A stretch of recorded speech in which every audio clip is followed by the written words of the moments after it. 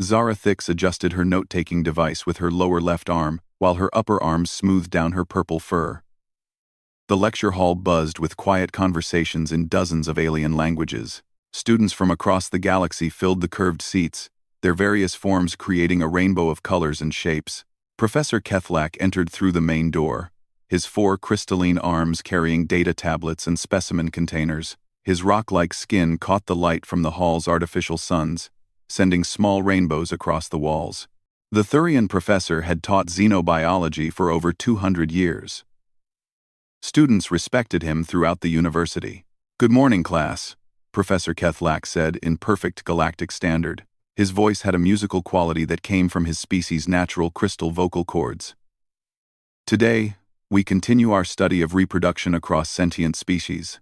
Zarathix felt her antennae twitch with excitement. This was her favorite subject.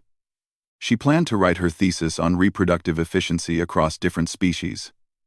Her own people, the Veltarans, had a very organized breeding season that happened every 3 years when both moons aligned properly. "As we have learned," the professor continued, "every known sentient species follows clear patterns in their reproduction." He touched his tablet, and a large holographic display appeared above his desk. These patterns help species survive and grow strong. The display showed a chart with dozens of species names. Next to each name were colorful graphs showing hormone levels, territorial behaviors, and population changes throughout their planetary years. The Krell Nox people mate only during the cold season when their planet moves away from their twin suns, Professor Kethlak explained. Their males become very aggressive and fight for territory. The females choose only the strongest males. Zarathix took careful notes. She had studied the Krell Nox before. Their breeding season lasted only 2 months every year. The rest of the time, their males were calm and focused on building their crystal cities. "The Yithmar have perhaps the most interesting cycle," the professor said. "Their breeding season happens every 5 years. During this time, they release special chemicals into their planet's atmosphere. These chemicals make all members of their species feel strong urges to mate." Several students made sounds of understanding. The Yithmar were known for their beautiful cities and peaceful nature. But during their breeding seasons, they became completely different beings. Professor Kethlak moved to the next section of his presentation. "Today we will study a very new addition to our galactic family. The humans joined the Galactic Federation only 50 years ago. They are still very mysterious to us." Zarathix straightened in her seat. Humans fascinated her. They had developed space travel incredibly fast. Most species took thousands of years to go from simple tools to spaceships. Humans did it in less than 10,000 years. Some experts thought this was impossible.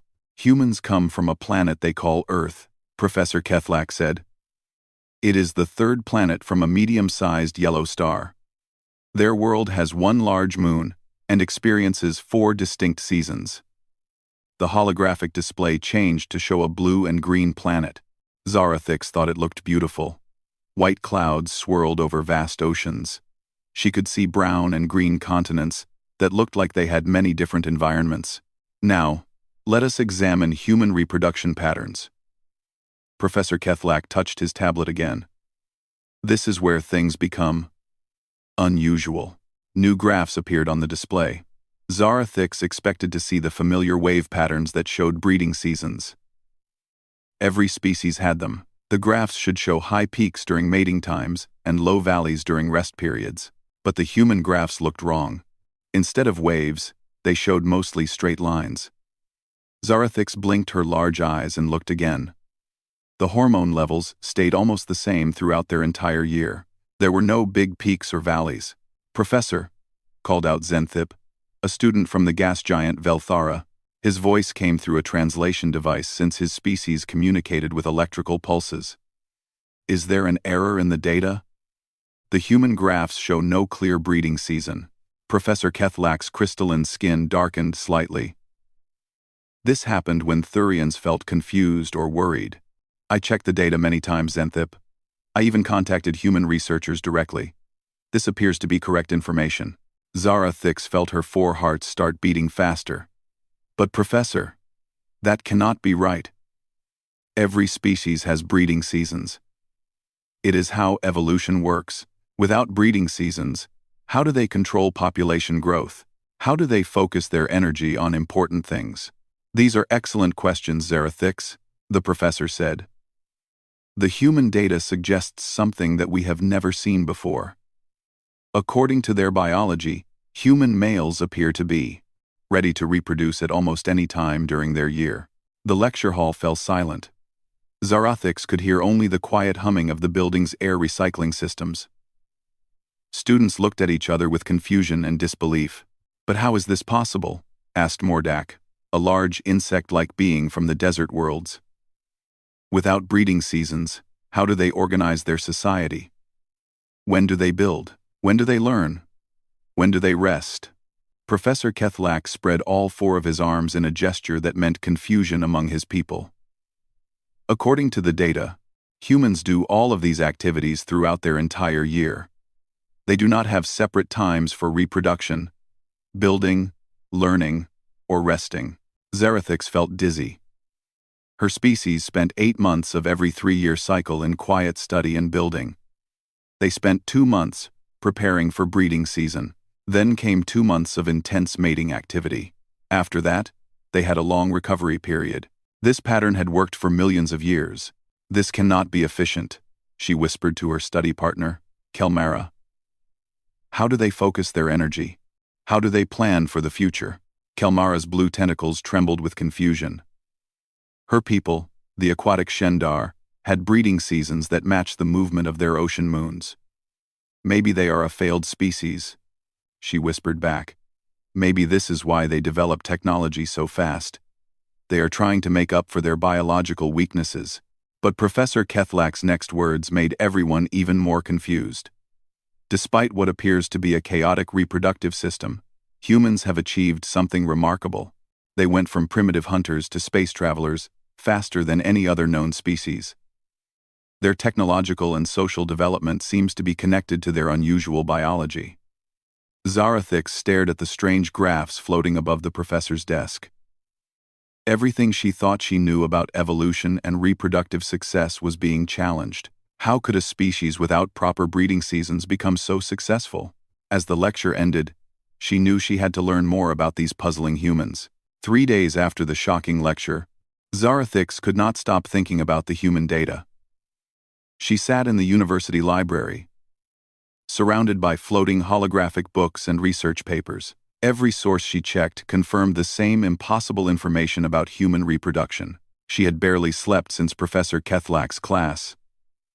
Her people needed 12 hours of rest every day, but her mind kept racing with questions. How could humans function without proper breeding seasons? It went against everything scientists understood about intelligent life. Zarathix opened another research file from the human homeworld. The document was written by human scientists themselves, which made it even more confusing. They described their reproduction like it was completely normal. Human males experience minimal seasonal variation in hormone production, she read aloud in the empty study area. Testosterone levels remain relatively stable throughout the solar year, with only minor fluctuations unrelated to breeding behaviors. She put down the document and rubbed her temple with 2 hands. Her other 2 hands continued taking notes. The more she read, the more impossible it seemed. Her communication device chimed softly. A message appeared in the air in front of her. It was from Kelmara, her study partner from Professor Kethlak's class. Zara, are you still researching the human thing? You missed our study group meeting today. Are you feeling sick? Zarathix quickly typed back. I am fine. But this human data is making me crazy. I found more information. Did you know that humans can mate during any season? They do not wait for special times. A few minutes later, Kelmara appeared in the library. Her blue tentacles moved slowly through the water-filled mobility suit she wore outside of aquatic areas. You look terrible, she said through her translator. Your fur is all messy and your eyes are red. I cannot understand how this works, Zarathix replied. Look at these numbers. Human males can reproduce any time during their year. But it gets worse. Human females also have no real breeding season. They can mate almost any time, too. Kelmara's tentacles went rigid with shock. Both males and females? That is impossible. How do they control population? How do they organize their society? When do their scientists work? Without being distracted by breeding urges. That is not even the strangest part, Zarathix said. She pulled up another document. Humans mate for pleasure. Not just for making babies. They do it for fun. For fun? Kelmara's voice came out as a confused whistling sound, even through the translator. Yes. And they form what they call romantic relationships that can last their entire lives. These relationships are not connected to breeding seasons at all. Kelmara was quiet for a long time. Among her people, mating happened during the deep current season, when special nutrients flowed through their oceans. Males and females came together only during this time. The rest of the year, they lived separately and focused on their work. This explains something that has been puzzling our professors, Kelmara said finally. Humans advance their technology very fast because they never have downtime. While other species rest between breeding seasons, humans keep working and thinking and creating. Zarathix felt excited and worried at the same time. But how do they handle the mental stress? All species need rest periods. Breeding seasons give us time to focus completely on reproduction. Then we get recovery time to focus on other things. Maybe they are different in ways we do not understand yet, Kelmara suggested. Zarathix pulled up more research files. I found interviews with human colonists on Kepler Station. Listen to this question and answer. She activated an audio file. An alien interviewer asked, "When does your species enter breeding season on your new colony?" A human male voice answered with what sounded like laughter. "We don't really have a breeding season. I mean, we can have kids pretty much whenever we want. Some couples plan it around work schedules, or when they have enough money saved up." The interviewer sounded confused. "But how do you know when it is the proper time for reproduction?" "Well, we decide for ourselves. My wife and I had our first kid after we finished school. Then we waited 5 years before having another one because we wanted to travel first." Zarathix paused the recording. "Do you hear that? They choose when to have offspring. They do not wait for biological signals." The saying, Kelmara's tentacles trembled. This is beyond strange. It is like they have complete control over their own evolution. "There is more," Zarathix said. She opened a document about human psychology. Humans form emotional bonds with mates that last many years, sometimes their whole lives. These bonds are not just for reproduction, they help them work together and support each other. "Permanent pair bonding outside of breeding season," Kelmara whispered. "No wonder they build such complex societies so quickly." Zarathix found another shocking piece of information. Humans have something they call love. It is an emotional state that makes them want to stay with one partner. This feeling can happen at any time, not just during breeding season.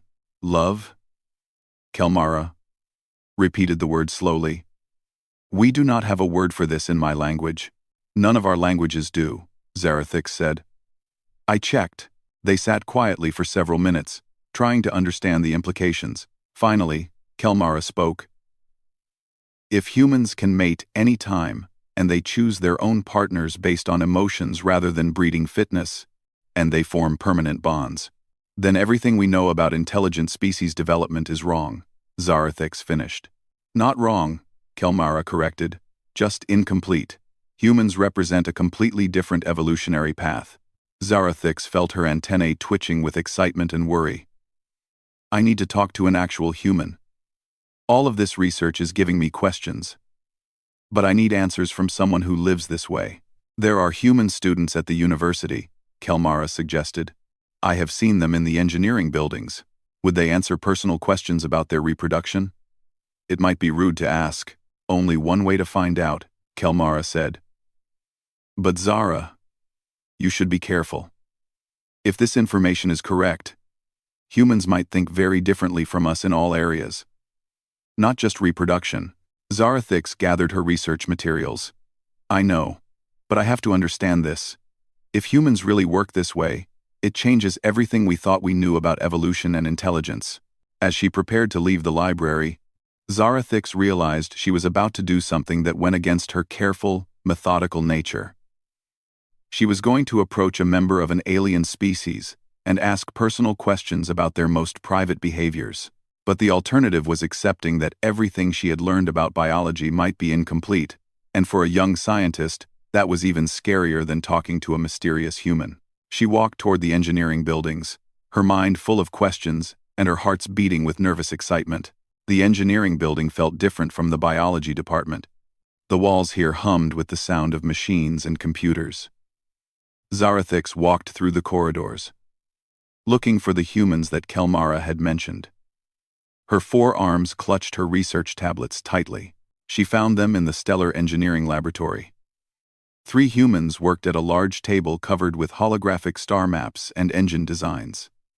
2 appeared to be female based on their body shapes and longer head hair. 1 was clearly male, taller, and broader than the females.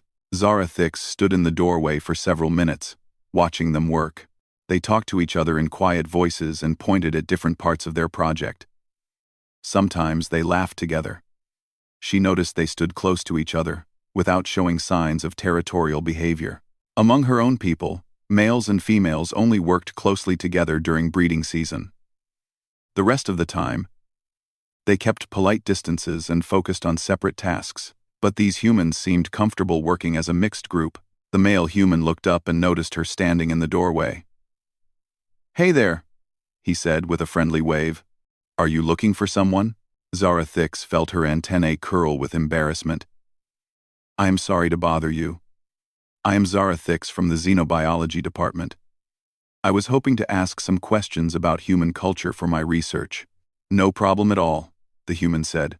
He walked over to her with a relaxed stride. "I'm Jake Morrison, 3rd year Stellar Engineering. These are my classmates, Sarah Chen and Maria Gonzalez." The 2 female humans also waved at her. Zarathix noticed they showed no signs of competition or territorial stress, even though a male was present. During breeding season, Velteron females would never be this calm around each other near a male. "What kind of questions do you have?" Jake asked. "I'd be happy to help if I can." "I'd be happy to help if I can." Zarathix felt her hearts racing. How could she ask personal questions about reproduction without being offensive? "It is about biological differences between species. For my thesis." "Sounds interesting," Sarah said, joining the conversation. "What specifically about our biology?" "Well," Zarathix began carefully, "I have been studying reproductive cycles across different species, and the data about humans is very unusual." Jake tilted his head with curiosity. "Unusual how?" "According to my research, human males do not have a breeding season. The hormone levels stay mostly the same throughout your entire year." "Is this information correct?" Jake's eyebrows raised, and he made a sound that Zarathix learned was called laughter. "Breeding season? No, we don't have anything like that. I mean, we're pretty much ready to go year-round." "Ready to go?"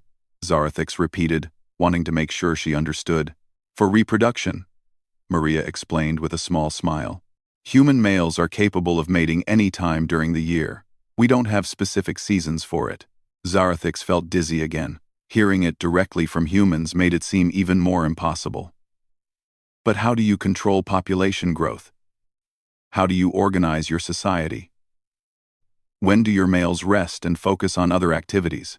"We don't really need to rest from reproductive urges," Jake explained. "It's not like we're constantly distracted by it.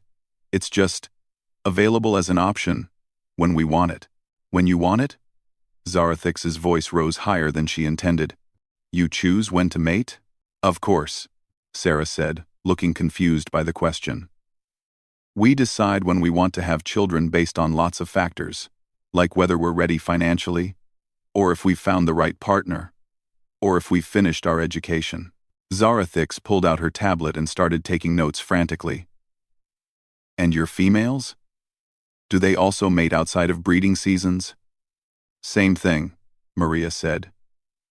"We can choose to have children or not have children, at different times in our lives. Some people never have children at all, never reproduce. Zarathix could barely process this information.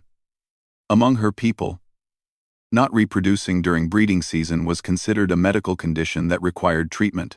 Sure, Jake said.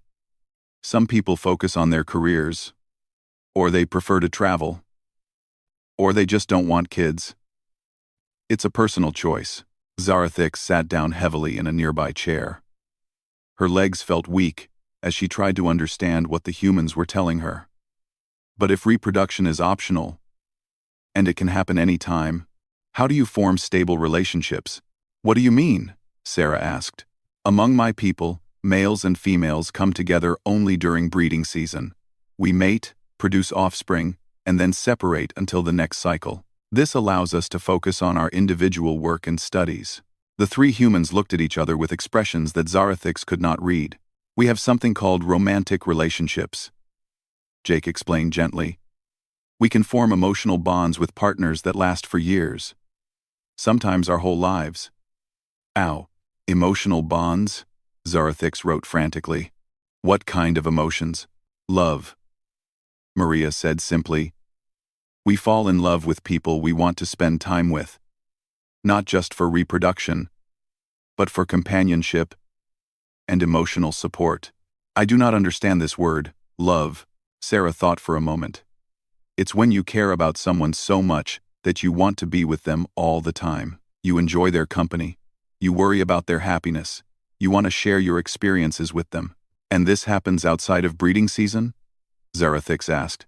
There is no breeding season, Jake reminded her with amusement. Love can happen at any time. I've been with my girlfriend for 3 years now. We might get married after graduation. Married? It's a formal commitment ceremony, Maria explained. We promise to stay together as partners for the rest of our lives. Zarathix felt overwhelmed. So, you form permanent pair bonds based on emotions rather than reproductive fitness. I guess you could put it that way, Jake said. We choose partners based on compatibility, shared interests, emotional connection, and yes, physical attraction. But it's not just about making babies. What about territorial behavior? Zarathix asked. Do males compete aggressively for females during mating times? Some guys try to impress women they're interested in, Sarah said with another laugh. But we don't have formal competitions or fights. Women choose their own partners based on who they like. Women choose their own partners? This was another shocking revelation for Zarathix. Of course, Maria said. We're not property to be won or claimed. We date different people until we find someone compatible. Zarathix's tablet was filling up with notes, but her mind was spinning with questions. This system sounds chaotic. How do you ensure genetic diversity? How do you make sure the strongest individuals reproduce? We don't really control that stuff, Jake admitted. People choose partners they're attracted to and compatible with. Natural selection still works, but it's not organized by anyone. And you said reproduction is for pleasure, not just creating offspring? Right, Sarah confirmed. Physical intimacy is an important part of romantic relationships. It helps couples bond emotionally, and it feels good. Feels good? Zarathix was learning entirely new concepts. Humans have evolved to find mating pleasurable, Maria explained. It encourages pair bonding and relationship stability. Zarathix realized she had been taking notes for over an hour. The humans had been patient and helpful, answering her questions without embarrassment or confusion. They seemed genuinely puzzled by her surprise at their answers. Can I ask you something? Jake said. What's your species' reproduction like? You seem really surprised by our answers. Zarathix explained the Velteron breeding cycle. The humans listened with growing amazement as she described the 2-month mating season that happened every 3 years, followed by long periods of separation between males and females. So you only see your mates for 2 months every 3 years? Sarah asked with shock. Yes. The rest of the time we focus on our individual work and studies without distraction. But don't you miss them? Maria asked. Don't you want to spend time with people you care about? Zarathix paused.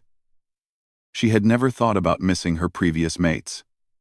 After breeding season ended, she simply returned to her normal life until the next cycle. I think I am beginning to understand why humans develop technology so quickly, she said slowly. You have stable partnerships that last for years. You can work together continuously, without waiting for breeding seasons. I guess so, Jake said. We've never thought about it that way. As Zarathix gathered her notes and prepared to leave, she realized she had learned more than just facts about human reproduction. She had discovered an entirely different way of living and thinking that challenged everything she believed about intelligent life. Professor Kethlak's office felt smaller than usual, with 6 faculty members crowded inside. Zarathix sat nervously in the center, her research tablets floating around her in an organized cloud. She had requested this emergency meeting after her conversation with the human students. Tell us again what the humans told you, Professor Kethlak said, his crystalline skin showing the dark colors that indicated deep thought. I want to make sure we understand correctly. Zarathix took a deep breath. According to Jake Morrison and his classmates, everything in our research data is accurate. Human males and females can mate at any time during their year. They choose their own partners based on emotions rather than biological drives. And they form permanent relationships that can last decades. Professor Velmoth, the department head, made a clicking sound that showed disbelief. Her insect-like features twisted as she processed the information. Permanent relationships outside of breeding season? This violates every principle of evolutionary biology. It gets more unusual, Zarathix continued. Humans mate for pleasure and emotional bonding, not just reproduction. They have a concept called love that creates strong bonds between individuals. Dr. Shentai, the aquatic professor from Kelmara's homeworld, spoke through her water-filled communication sphere. We have no equivalent word for this love in our language database. How can emotional bonding exist without reproductive purpose? I have been thinking about this question for days, Zarathix said. I believe the answer explains why humans develop technology so quickly. Axes, Professor Kethlak leaned forward with interest. Explain your theory.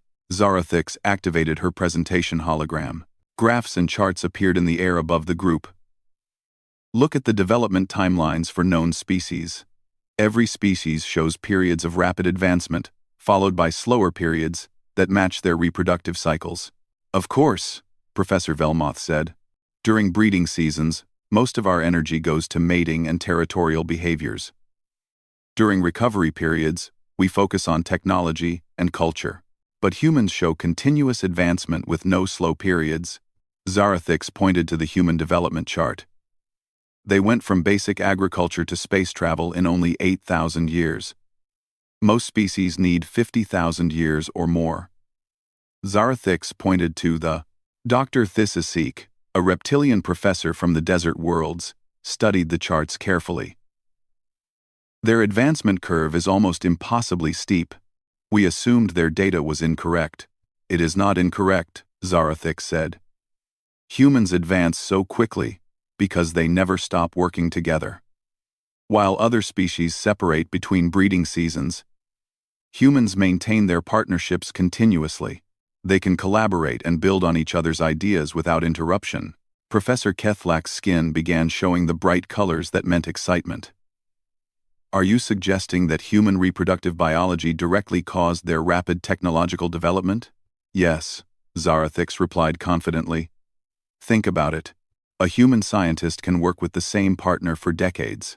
They share ideas, support each other through difficult research, and combine their knowledge continuously. They never have to stop collaboration to wait for the next breeding season. The room fell silent as the professors considered this idea. Finally, Dr. Shentai spoke. This would mean that what appears to be biological inefficiency is actually an evolutionary advantage. Exactly, Zarathix said. Humans traded reproductive efficiency for social and technological flexibility. Professor Velmoth's clicking sounds became rapid and agitated. But how do they maintain genetic diversity? How do they ensure only the fittest individuals reproduce? They do not control it, Zarathix admitted.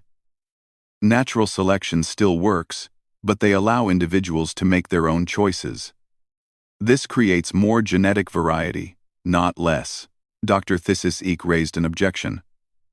Without breeding seasons, how do they control population growth? Unlimited reproduction would destroy their planet's resources.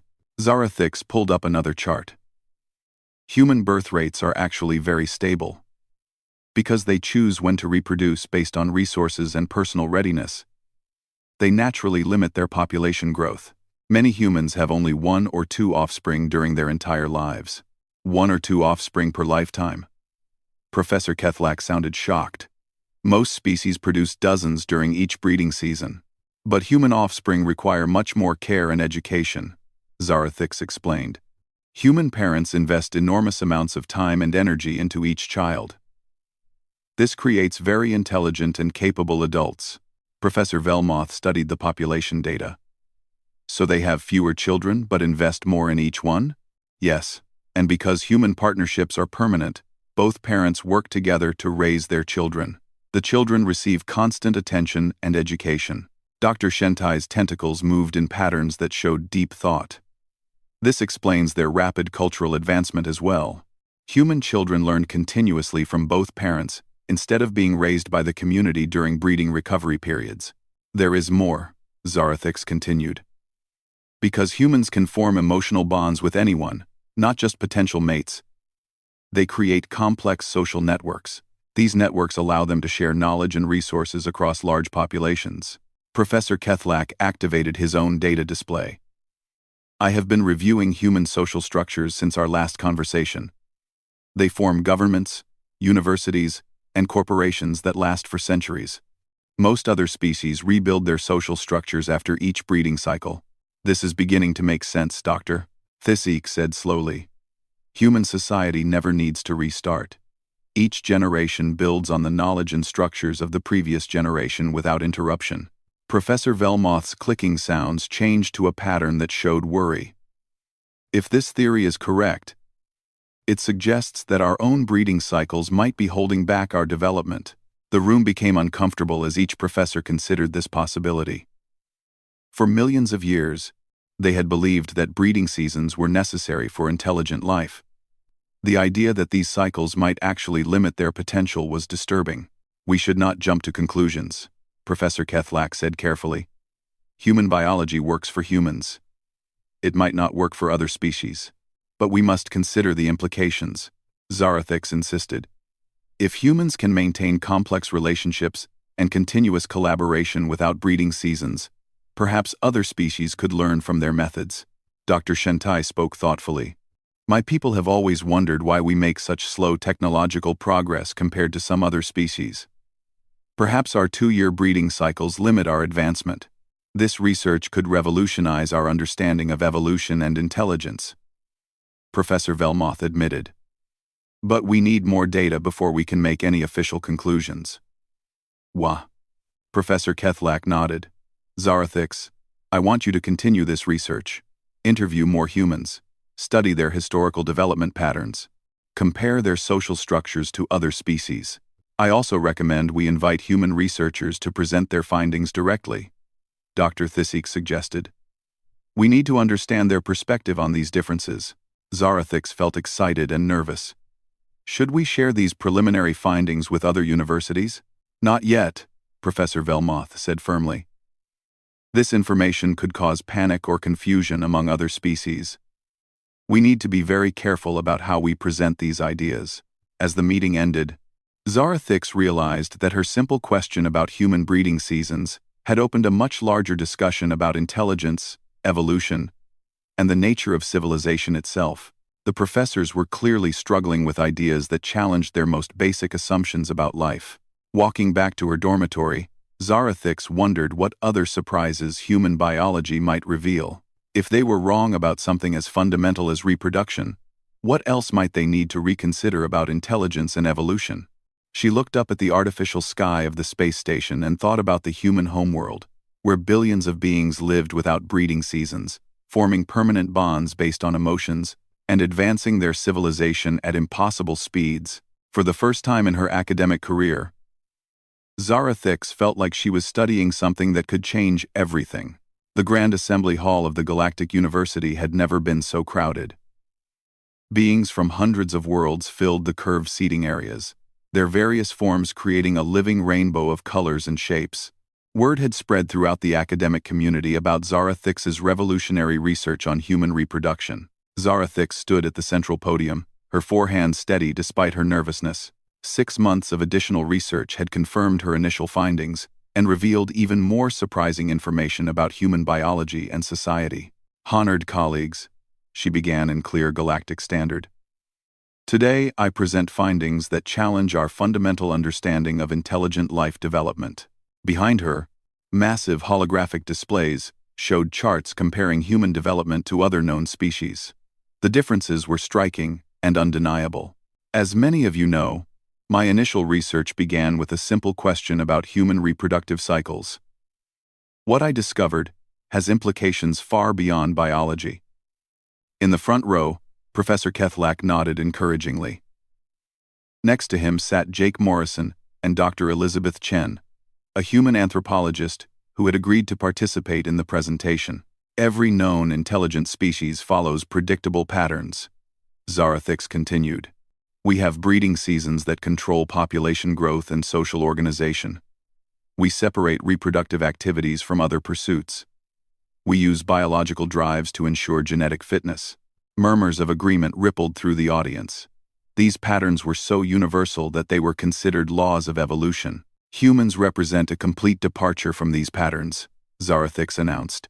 They have evolved a reproductive system based on choice rather than biological compulsion. She activated the first major display. Human males and females can reproduce at any time during their year-long cycle. They choose their partners based on emotional compatibility rather than territorial competition. They form permanent pair bonds that can last their entire lifespans. A Krell-Knox professor in the back raised one of his 6 arms. You say they choose their own partners? How do they ensure genetic diversity without competition between males? Endison. Dr. Chen rose to answer. We have found that emotional choice actually increases genetic diversity. When individuals select partners based on personal attraction and compatibility, they often choose mates with different genetic backgrounds. This creates more variation than traditional dominance-based selection. The audience stirred with interest. This was counterintuitive to everything they understood about evolution. Zarathix moved to her next point. Human reproduction serves multiple purposes beyond creating offspring. They mate for emotional bonding, physical pleasure, and relationship maintenance. This has created a society built on stable, long-term partnerships. A Yithmar delegate made harmonious sounds that indicated confusion. How do they maintain focus on important activities if reproduction can happen at any time? Jake Morrison stood to respond. We don't experience reproductive urges as overwhelming drives like other species seem to. For us, intimacy is just one part of a balanced relationship. We can focus on work, education, and other goals while maintaining our personal partnerships. This brings us to the most significant finding, Zarathix said, moving to a new set of charts. Human technological and social development occurs at unprecedented rates because their partnerships provide continuous collaboration. The displays showed development timelines for dozens of species. Every other species showed wave patterns of advancement that matched their reproductive cycles. The human timeline was a steep, unbroken climb. While other species rebuild social structures after each breeding cycle, humans maintain continuous institutions. Their universities, governments, and research facilities operate for centuries without interruption. Professor Velmoth, who had been skeptical during the early research, now looked thoughtful. Are you suggesting that human reproductive flexibility directly causes their rapid advancement? Yes, Zarathix replied confidently. Humans achieve in decades what most species require centuries to accomplish because they never pause their collaborative efforts. Dr. Chen added supporting information. Human scientists often work with the same research partners for their entire careers. Our marriages and partnerships provide emotional support that allows us to take greater intellectual risks and pursue longer-term projects. A delegate from the crystalline Velnari worlds asked, what about population control? How do they prevent overpopulation without breeding seasons to limit reproduction? Humans have developed something unique called family planning, Zarathix explained. They consciously decide when to have children based on resources, personal readiness, and social circumstances. Many humans have only one or two offspring during their entire lives. But how do they ensure that capable individuals reproduce? Pressed a Thurian professor. Jake Morrison smiled. We don't control that centrally. People make their own choices about reproduction. Generally, individuals who are successful and stable are more likely to have children. But it's not mandated or prevented by anyone. The audience was quiet as they processed this information. The idea of reproductive freedom was difficult for most species to understand. Zarathix moved to her final section. Perhaps most importantly, humans demonstrate that emotional bonds can be as powerful as biological drives for creating stable societies. She displayed charts showing human relationship patterns. Human partnerships often last 50 or 60 years. During this time, partners share resources, knowledge, and emotional support. They raise children together, build careers together, and contribute to society as unified teams. This emotional bonding you call love? Asked Dr. Shentai from her water-filled communication sphere. How does it compare in strength to reproductive drives? Dr. Chen considered the question carefully. Love can be stronger than reproductive urges. Humans will sacrifice their own reproductive opportunities to protect their partners or children. They will endure hardship and make difficult choices to maintain their relationships. Fascinating, murmured Professor Kethlak. Emotional bonds that override biological imperatives. Zarathix reached her conclusion. Human reproductive biology represents an evolutionary strategy that trades efficiency for flexibility. They achieve stable societies and rapid development through continuous collaboration, rather than cyclical rebuilding. She paused and looked across the diverse audience. This research suggests that intelligence and civilization can develop through multiple pathways. The patterns we assumed were universal may simply be one option among many. The assembly hall buzzed with excited conversations in dozens of languages. Representatives from various worlds discussed the implications for their own species. Professor Velmoth rose to speak. Student Zarathix, your research has earned the highest academic honors our university can bestow. You have expanded our understanding of evolution and intelligence in fundamental ways. As the formal presentation ended, delegates crowded around Jake Morrison and Dr. Chen with additional questions. Many wanted to understand more about human concepts like love, marriage, and family planning. Zarathix found herself surrounded by professors and researchers eager to discuss her findings. Several universities requested copies of her research to begin their own comparative studies. What you have discovered changes everything, Professor Kethlak told her privately. Species across the galaxy will need to reconsider their assumptions about development and advancement. Later, as the crowds dispersed, Zarathix stood with Jake Morrison looking out at the artificial stars, visible through the assembly hall's transparent dome. Do you think other species might try to change their reproductive patterns? Jake asked. Some might, Zarathix replied thoughtfully. But evolution is complex. What works for humans might not work for others. The important thing is understanding that there are different paths to intelligence and civilization. It's funny, Jake said. We never thought of our biology as special. To us, it just seems normal. That is what makes this discovery so remarkable, Zarathix said. You achieved something extraordinary without even realizing it was extraordinary. As she returned to her dormitory that evening, Zarathix reflected on how much her understanding had changed. 6 months ago, she had been studying what she thought were biological inefficiencies in human reproduction. Now she understood that she had been witnessing a revolutionary evolutionary achievement. Humans had freed themselves from the cycles that constrained other species. They had developed the ability to form permanent emotional bonds, to collaborate continuously, and to advance their civilization at unprecedented speeds. But perhaps most importantly, they had proven that intelligence could evolve in ways no one had imagined possible. They showed that the universe held more possibilities than any species had dreamed. Looking up at the stars, Zarathix wondered what other surprises the cosmos might contain. If humans could evolve beyond breeding seasons, what other limitations might other species overcome? She fell asleep that night, thinking about the vast potential that existed in the universe, and how much there was still left to discover about the nature of life and intelligence. The human students had taught her more than just biology. They had taught her that the universe was far more wonderful and diverse than anyone had previously understood.